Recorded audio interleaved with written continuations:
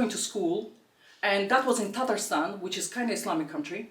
And kids who try to practice fasting at Ramadan, because like covertly, they were coming to school, and the principal of the school, he was greeting them at the door and giving them water when they entered the school. So they broke the fast from morning. Wow. That's how it was. And sometimes they would bring lorries or trucks with alcohol and leave them by the villages for free. And one boy said to me, "I don't believe in God," he said. And he was only like five, maybe six. And I said, "Oh, really?" I was quite shocked, actually. Yeah. And I said, "Really? Like, why not? What did he do for us?" And then at that moment, there was light in the coffee shop, and it's gone dark. Like, it's actually gone dark. But I remember when I was speaking to one man, he's doing some kind of shamanic ceremonies for many years. And I was speaking to him on the phone, and I said, "What does it involve? What it's like to do this kind of practice?" And he said to me, "Oh, you meet with God." And I said, "Really?" I said, what does it feel like?" And he said, "Yeah, but God is you." Let's talk about your childhood, and let's talk about your sort of religious journey there. Were you born as a specific religion, and like what was that journey like for you, sort of experiencing different religions? Assalamu alaikum. I was born in Kazakhstan, in northern Kazakhstan, where the weather, it gets really cold. It's like Siberian-like weather. Oh. So most of the year it's really cold. Oh, I thought it was hot. We have like short burst of summer, and it's really hot at the same time. But it's literally for 2, maybe 3 months if you're lucky. Okay. But most of the time, yeah, you're like layers and everything. So in those countries, like in Kazakhstan, and also my grandparents and great-parents, they're from Tatarstan, which is slightly different country, which is inside of Russia, actually. Okay. Not many people know that the Tatarstan is actually a republic, which is not far from Moscow. Wow. Whereas Kazakhstan is outside of Russia. But Tatarstan is Russia. Yeah. Okay. But at the same time, they have their own president. Oh. Yeah. Okay. That's quite interesting, isn't it? Yeah. It's like president of Russia and president of Are they Tatarstan. Muslim? It's Islamic country. Okay. But again, many things, like many of these countries, they are just gaining sort of some traction, like in religion. I was looking into it, and I was wondering, like, why my parents don't know anything about our religion. Why we are like, by name, we are ethnic Muslims, but nobody knows anything. Nobody ever opened Quran. Wow. Nobody practiced it. And not many people know that we need to pray 5 times a day. And if they do, they think it's extreme. Wearing hijab is extreme. Refusing alcohol and things like that is extreme. Is this all to do with some kind of Russian colonialism type thing? Yeah. This is what we had before communism, Soviet Union, where there were many countries under that umbrella, Soviet Union, and religion weren't allowed to practice at the time, to the point where my grandmother, she was telling me about a story where she was going to school, and that was in Tatarstan, which is kind of Islamic country, and kids who try to practice fasting at Ramadan, because like covertly, they were coming to school, and the principal of the school, he was greeting them at the door and giving them water when they entered the school. So they broke the fast from morning. Wow. That's how it was.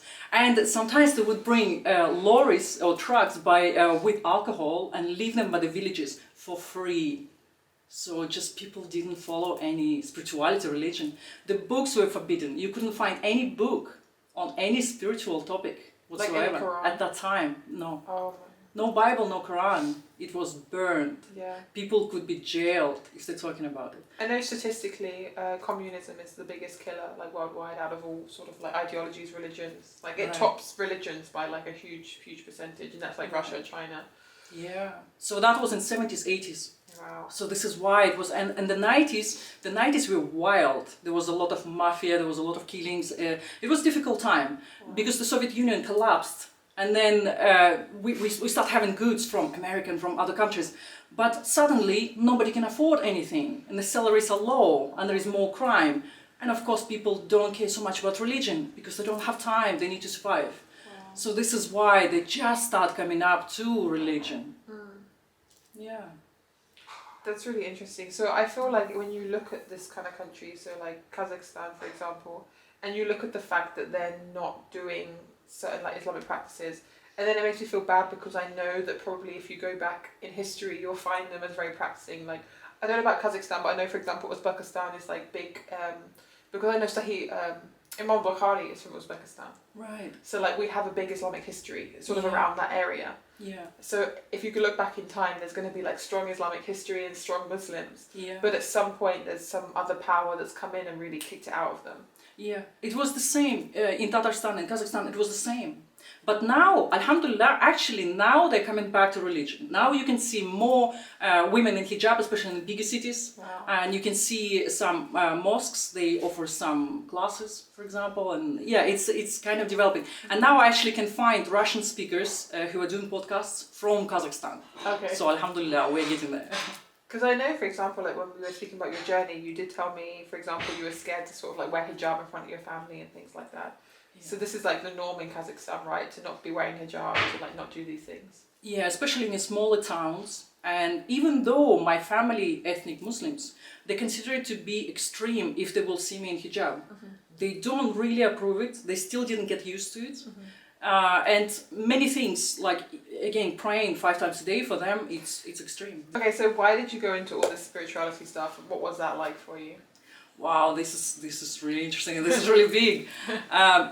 As I was growing up, when I was small, I always had some mystical experiences, like supernatural experience at home. So I was pretty sensitive, I would say, to different energies. I had nightmares at night, even when I was small, like actually all my life.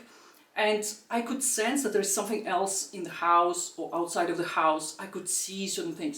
So for me, it was the evidence from the start that there is something else exists beyond this reality, that there is some invisible world that we are not really aware of, and many people around me not aware of, but I can sense it. So that's how it started. And then I was searching for truth, but because I couldn't get hold of books at that time on any of these subjects, I tried to find whatever I could. And at some point, I remember when I was about maybe 14 or 15, I came to my dad's work and he had a computer, first computer at that time. Wow. Yeah, and it was at his work only in the office. And it was this MS-DOS files. My God, this is the like really dinosaur of everything. Literally just files in gray, some kind of coded files where you open and there is a text in front of you. And this is the first time when I went and I saw that there are some files which named letters. I'm thinking, interesting. I was sure my father doesn't even know what's on his computer. He's like, go and play. I opened the letters and it was something about the afterlife. Somebody is describing like how afterlife might exist.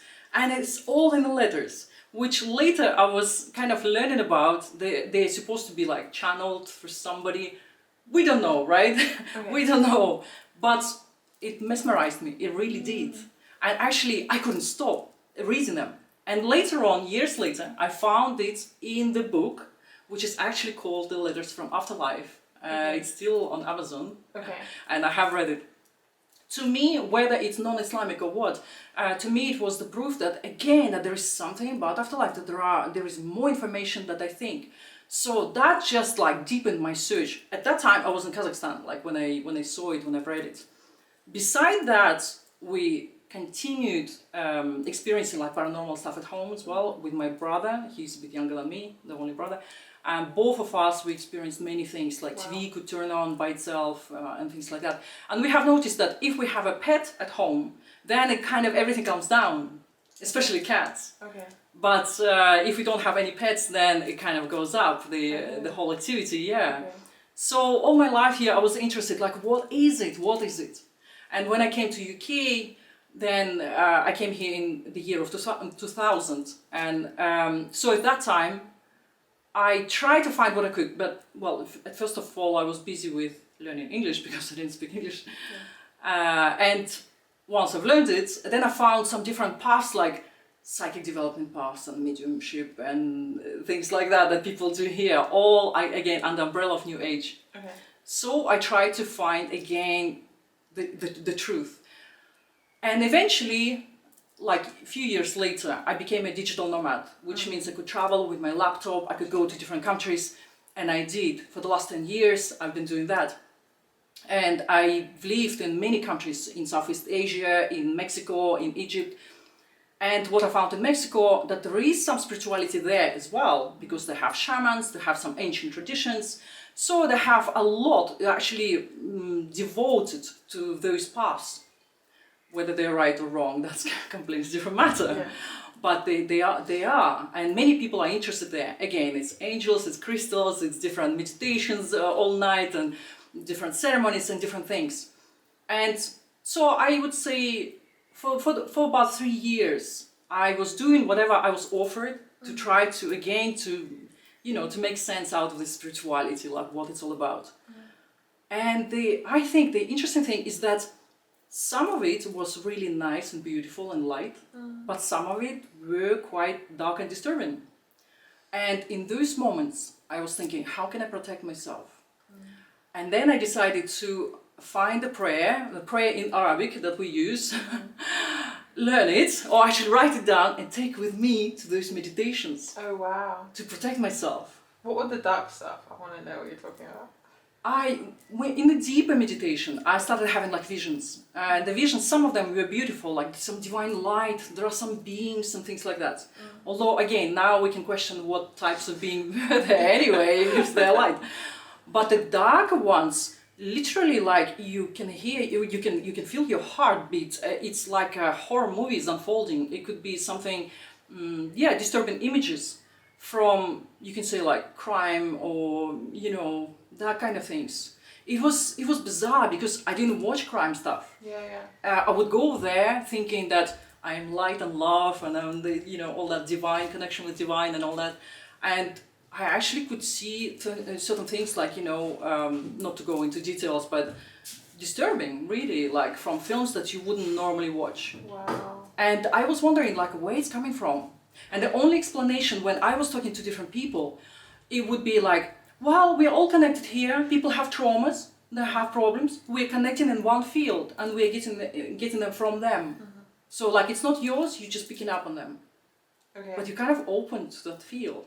That's already like, you have to think like, you're opening up yourself to the unseen, whether it's good. And why did I bring prayer? To protect myself.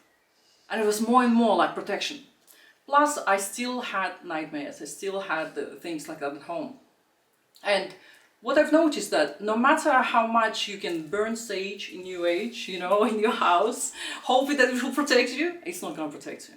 You can do all kind of stuff that they suggest in New Age to do to protect your house and yourself. Nothing really works. And what I found, what works is the prayer. The prayer. Reciting Quran and, putting Quran, obviously, I don't know Quran by heart, so I couldn't recite it. But at least I could play it. I could find it on YouTube and I could play it in my house. And I could read this prayer which I wrote. And that was something that was guarding me, that protected me.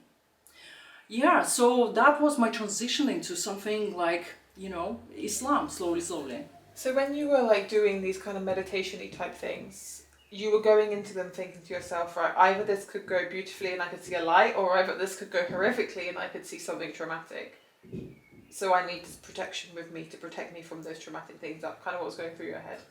Well, in the beginning, I didn't know, so it would be like that. Yeah. I just opened my mind to it. Yeah. But in the end, it was, oh my God, I'm going to do a lot of prayer, I'm going to meditate, I'm going to prepare myself for the positivity, light, and because I knew that the darkness can come in, so I tried to prevent it by going and preparing myself like on the highest vibration possible, that kind of thing.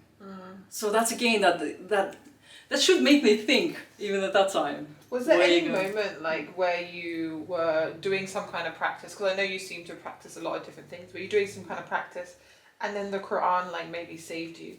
Like I can think of an example of a friend that I have who she was having really bad like problems in her house of like jinns, and she was told by a woman that she'd met to play the Quran, and she played the Quran and like all these problems stopped happening. Was there anything like where you sort of it saved you? Oh yeah, more than once actually.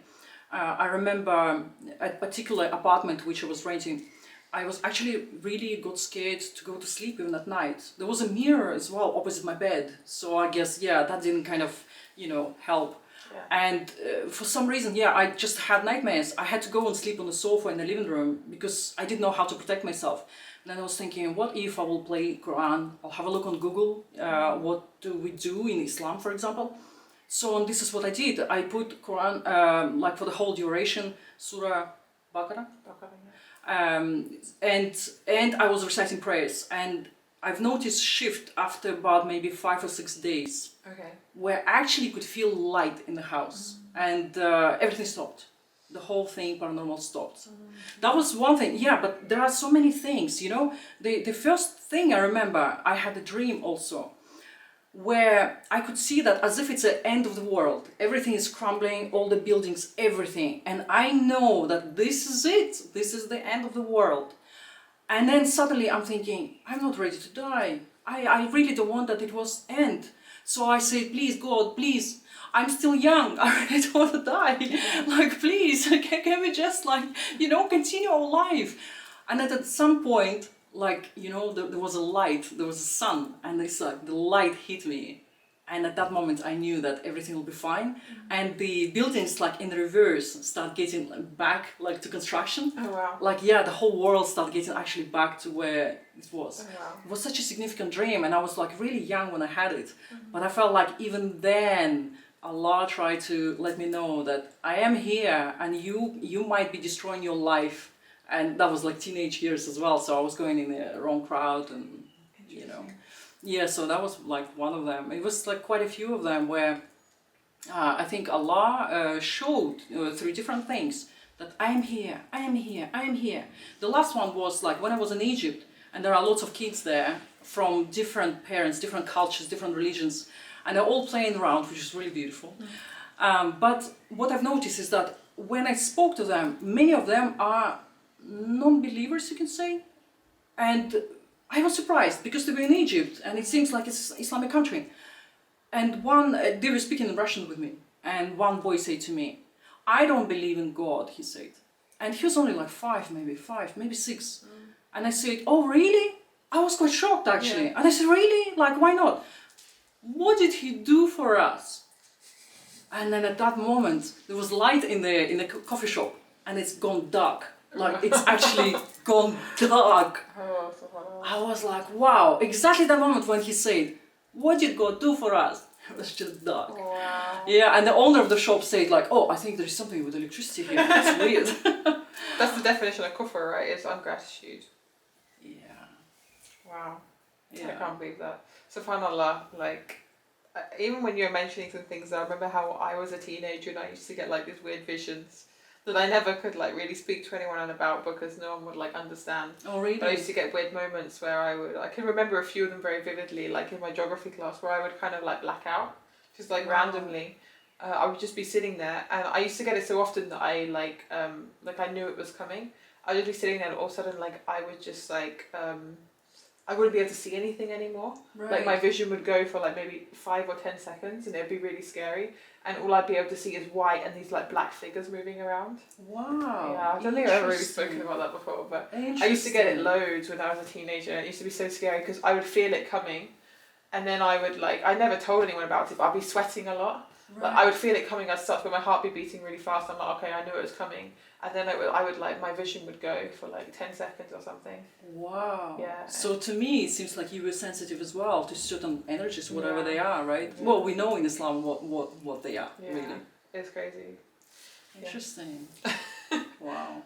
It was always the same thing. It was just whiteness with black figures, sort of shapes moving around, as in human shapes, kind of moving around. Did they try to connect with you? Did they try to kind of I don't know. I just remember I can just remember seeing white with all these shapes moving around, and I used to do that a lot. They used to look like if someone dies and you draw around them, right? like a human shape, kind of stick man-y type things. Yeah. Yeah, moving around and doing different things. Do you think because you were so afraid of them, that's why blackout happened? I don't know. I've never really spoken about it, especially since becoming Muslim. But I wasn't religious, right? So I didn't have any kind of religious background. I don't know. I don't know how to Because explain. they are known in esoteric literature. They are known as shadow figures. Okay. And yeah, they're tall and they're literally just like shadows. They're like Yeah, outline. shadows, yeah. Yeah, I had experience of seeing them as well. Really? Yeah. In what literature, sorry? In esoteric literature, What's like that? you can say spirituality in different terms. Like, Okay. yeah, you well, would you put it New Age or not? But that literature existed for many years. Anyways, like by itself, esoterica or esoteric stuff. So lots of people saw them then. I guess they were jinn. Like, I don't know. I don't know. Islamically, I don't know what you would call them. Islamically, yeah, we would say it's a kind of jinn because we have many kinds of jinn. Actually, if you start reading about them, you will be like amazed. Some of them, they live only in the water. Wow. Yeah, some of them in a forest or desolated places. Or even some construction site which will be abandoned. They could live there, but not necessarily in the house. They might not come to the house. And there are so many of them. They look different. And I was learning about it because, well, I was researching about it because of my experiences. Yeah. I wonder why they were trying to get in touch with me. Well, perhaps. But why though? Like, I was a teenager. I wasn't anyone special. Just chilling. Well, why genes trying to, to make connection with us, really? Yeah. If they have good intentions, because there are Muslims genes and there are non-Muslims, right? Well, we have both. If they are good ones, then maybe it's not too bad. But if they are non-believers, then of course they try to take you away from the path of spirituality, path of Allah. Interesting. Okay, so what actually made you become Muslim then? Because it's like, I mean, you're reading Quran, you listen to Quran, but that's not enough to like come back to Islam. Right, yeah. I think, after about like 3 years of doing all these spiritual like meditations and all that, first of all, I could see that everything in New Age is like on the surface. There are so many speakers, channelers, and psychics, and you name it. There are so many people, and everybody's saying their own truth. And there are so many theories, like we are from another planet, and our source of origin is this and this. And there are so many things that eventually you're like, I don't know who to listen to anymore. I don't know who to trust anymore. They can't all be true at the same time. Yeah. Exactly. And who is telling the truth? Well, first of all, yeah, that's probably awareness of like, I don't know who to trust anymore. And the second thing is that I came back to Egypt where we had a family apartment and we had Quran, which I bought years ago and nobody read it. It's just under the dust. So I decided to open it. Just curious, really curious, because the religion didn't resonate with me, and it happened last year. And I opened Quran and started reading it. And from the first phrase, it was like as if it was talking to me. It was like, you are the believer, you are in the right path. This is my own words now, because I don't remember exactly what I read, but I remember I just like, I had tears and I thought like, wow, I understand it. I resonate with it, finally. So one phrase and then another phrase, and that kind of hooked me. I thought, wait, there is something there. And after that, I started reading more, listening more about Islamic information. I was kind of getting it. And an interesting thing, like at that point, like Allah made it easy for me. He actually sent me new people who say like, we will tell you about Islam because you're ready. Like suddenly I meet the right people. I am in the right place. The changes were happening. It was hooking me more and more. It's like every time you open the door, there is like 10 doors, and then you open there, and there is like more doors, but they are all interesting, and they're all inviting you and saying like, did you know that we have miracles in Quran? Did you know that we have miracles that are proven now by science? And things like that, they just taking you in. And then the history and the prophets, and you're like, wow, that was I never knew that. And there is like so much more that was just getting me. And of course, on the other side is that my nightmares, they're gone, and all my life I had them. My apartment is just nice and peaceful and free of disturbance. And plus I started getting more like discipline and getting more connection with God, like actually I wanted.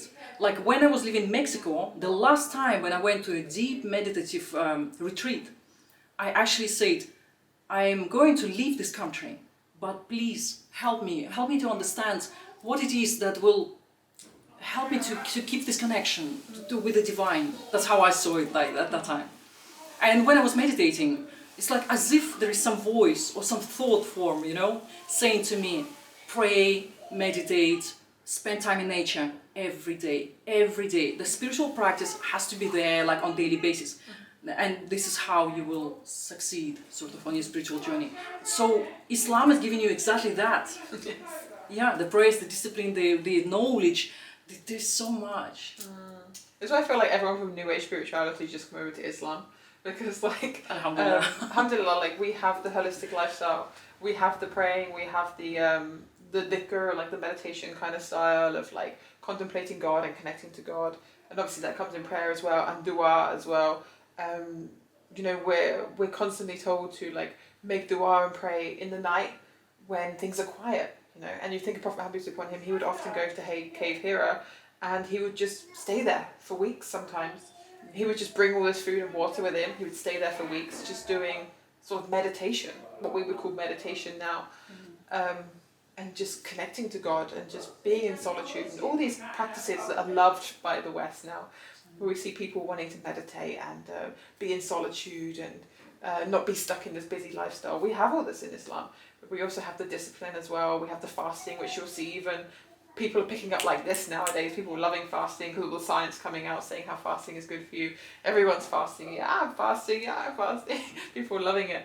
And we have all this stuff, which is like, I feel is kind of like the left brain sort of side of the religion, which is the, how does it make you feel? What kind of emotions does it give? What does it bring to my life? Like the kind of holistic lifestyle. But then we also have the very right brain side. That's why you see a lot of people very fiercely defending the religion with logical arguments, because we have the right brain side, which is the logic, the rational, the arguments around the fact we're the only preserved scripture, we have these scientific miracles, all these kind of things that just prove the religion. So we have that kind of the holistic, very, very holistic approach of how can Islam improve your life? It can really improve your life, and you can testify to that. But is it the truth? But has it got actual evidences? This is from God. Yes, it has. That's why everyone's converting to Islam. Exactly. And because I've been teaching psychology for many years as well, I can say like many of my psychology topics, they're all about emotions, how to control emotions, how to be happier, basically. This is what I put it like in quotes, how to be happier. This is what I'm teaching. But Islam is helping you to get there anyway, because you know what is the path to being happier? It's to be more mindful, being more present day to day, and see your thoughts as just thoughts. And Islam teaches you that already. And that's 1,400 years. Yeah. They already teach it without us psychology. Psychology is fairly new. It's only 100 years old. So have you read Soul for Happy? The equation in this book, Soul for Happy, is happiness equals when life meets or exceeds your expectations. Right. So that's literally it. When life meets or exceeds your expectations. That's how simple happiness is. That's why it's a subjective experience. It's all about your expectations. Yeah, but if you think about it, in Islam, we are taught to rely on Allah and give all our worries and everything. Allah will provide whatever we need. Not what we want, but what we really need. Whereas before Islam, there is incessant this search for like what's next. I want this, I want that. There's like constant like emptiness which you're trying to fill with these material things and everything, right? So like there is a difference. So I think like exactly what you said with the equation, when life meets or exceeds expectations, for us, life is always meeting / exceeding expectations, because our expectation is that Allah will give us what's best for us. Right. And when that's our expectation, then everything is what's best for us. Yeah. Even if we don't like it. Yeah. Because that is what we're told in the Quran Allah's going to do for us. That is our expectation of life. Therefore, no matter what happens in life, there's always going to be some kind of inner peace, because that thing that's being given to you in your life is coming from someone, a being that's all-knowing, all-wise, that loves you more than your parents, more than anybody in the whole world, and is doing what's best for you. Exactly. And outside of it, we are always expecting, first of all, from us, I should be doing better. I should be having this career. I should be earning so much money.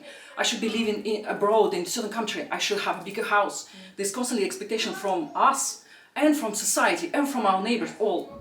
actually it's an illusion because it's like us that who's, you know, demanding from us the most. But Islam, it makes you quiet. I have noticed an interesting thing is that, you know, all my life I was seeking adrenaline-fueled activities. I was diving with sharks at some point. I had a motorbike for many years. I wanted to jump with parachute, and I was always looking for the next thrill. And I've noticed after a few months of praying and sitting there like meditative state whilst you're praying for months, it actually calmed down my nervous system. I don't crave it anymore. I don't want to go to jump with parachute right now, to be honest. I don't want to dive with sharks right now. Yeah, I noticed that was a huge difference. And of course another thing is giving up the substances. I was a social drinker like many people, I was a social smoker at some point. And you know, that kind of things, they just go away and so easily. And then you just become that a healthy version of yourself, which you always wanted to become when you were outside of Islam anyway. Interesting, how it makes it easier for you. Yeah, it's a fun one. I do feel like the sort of New Age spirituality, a lot of it is very rooted in materialism and consumerism. What do you think about that? Materialism, I would say actually there is an aspect that first of all it's ego-based as well. If you think about it, yeah, it's like when you meet people who are spiritual, they're like, oh, I am love and light and everything, I love everybody. But when you're actually doing it, like practically all these meditations, ceremonies and different things, they teach you that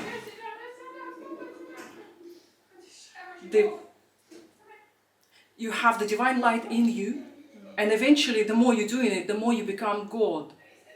Like, excuse me, where is actually the creator in this scene? Yeah, like... There is none, it's only you, and everything else is a reflection of you. You're God. Your ego goes through the roof because you are goddess. So what is God to them? Well, when they say you're God, what does that mean? Like you created the universe, or like what does that mean? You're creating your reality. This is all mirroring your own reality. Okay. Everything is a reflection of you, and all people... To the point, there is a theory like all people, they don't exist, that kind of thing. It's really like, you know, it's difficult to even to wrap around your mind actually. But I remember when I was speaking to one man, he's doing some kind of shamanic ceremonies for many years, and I was speaking to him on the phone, and I said, what does it involve? What it's like to do this kind of practice? And he said to me, oh, you meet with God. And I said, really? I said, what does it feel like? And he said, yeah, but God is you. So you're with God all the time then? Right. Right. Okay, let me think about it. Yeah, so it's taking you away from, like the religion is teaching you to temper your ego, right? And to become more humble and rely on Creator. Whereas New Age is opposite, it's doing that, it drives your ego. Yeah. You are goddess, you are everything. Forget about Creator. If you try to talk about religion to them, they won't even listen to you, right? Yeah, because they're God. Yeah, and it makes you think, where it's coming from then? From Satan sort of thing? Yeah. Or from the divine light? Yeah, I mean Allah tells us in the Quran, have you not seen those who take their desires as God? And I think that's really what it is. It's just like, if you feel it, it's truth. And this is kind of the world that we live in now, is whatever I feel is true. If I feel like I'm a dog, I'm a dog. Well, my feelings is my truth. It's not the truth, it's my truth. Everyone has their own truth. You've got your truth, I've got my truth. Yeah. This is the world we live in, right? There's no the truth. Exactly. Like, I can't be like, there's a chair there.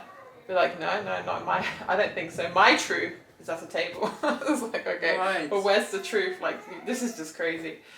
The reason why I thought it was sort of rooted in materialism is because the whole industry is like, if you buy this thing, if you have this coaching, if you get this, then you're gonna, then you're gonna find the light, and you're gonna, it's rooted in, I have to buy this, and you buy it, and then it's like, no, you have to buy this thing, and you have to buy this thing, and then you have to do this thing, and you have to buy these retreats and these courses and all these things, and it ends up getting really expensive. That's why the rich people that are doing it, the rich people, they're like paying so much money on this like new technology that's going to make them happy, and these lights and these things, and it's like constant, right? Right. Yeah. Even that concept of energy healing, which is another thing which make you question what is that about?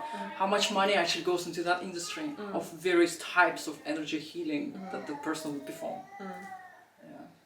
That's why I feel like it's rooted in materialism, because you constantly have to be buying all these things in order to like sustain yourself in New Age spirituality. Exactly, yeah. And I love the fact that Islam is teaching you modesty. That's another thing, which is like so different.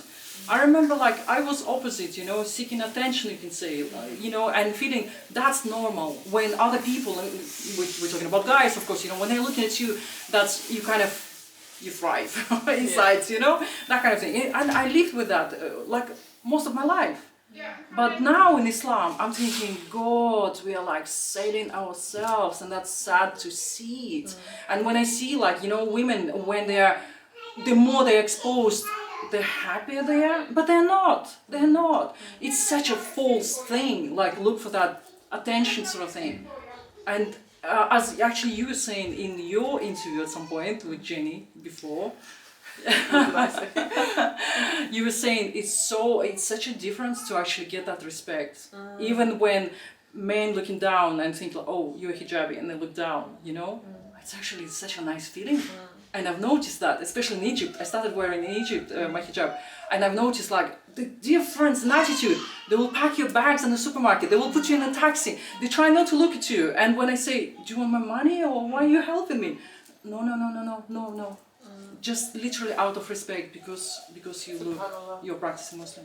Yeah, the way I think of it is like if you met the Queen, would you be like, you wouldn't, right? You'd have that kind of like humility inside of you. Exactly. And it's like the respect for women, where you don't want to like make them, you don't want to treat them like an object. You just be like, there's this new sign on the tube. We used to work on the tube just to make you laugh. There's a new sign that says, staring at people in a sexual way is like sexual harassment. Have you seen those signs? No, I haven't. Yeah. So like, he's literally telling you you're not allowed to stare at people in a whatever in a sexual way means. I mean, it's subjective, right? You could say he's staring at me in a sexual way. You can't prove, disprove. But anyway, so like, it's proving that people are not liking it. And if the Queen come past and you were like, yeah, you would want to have some kind of humility, because you'd want to show like that you're having humility to the Queen, and you'd kind of like put your head down or something. Exactly. Like that. Actually, years ago, I used to work for London Underground at some point, and I had a colleague. He's practicing Muslim. He was such a positive guy. He tried to tell me the nuggets of truth at that time, but I was kind of, you know, closed off to it. And he said to me, if only you knew, when a guy sitting in the shopping center and observing women that pass by who wearing hardly anything, like what goes through the mind of that guy, you cannot imagine. If you were, you would cover yourself today, because you know the scene that they can think of anything what they are doing to this girl, that kind of thing, you know. And I've read that actually just recently again, that it's true, like, you know, the human mind is capable of so many things inside, and if only you knew, you would cover up. And only now I really realized what he was on about. Yeah, interesting. There's a lot, subhanAllah. There's a lot. I think we covered a lot. Is there anything else you want to like speak about, or you think we're good? That's the main things, really. Yeah. Yeah, probably. So I'll tag your channel and everything, so you guys can go check it out. And yeah, thank you guys so much for coming, and maybe you'll be on the channel again soon. So yeah. Oh, thank you. And you guys for watching. Assalamu alaikum.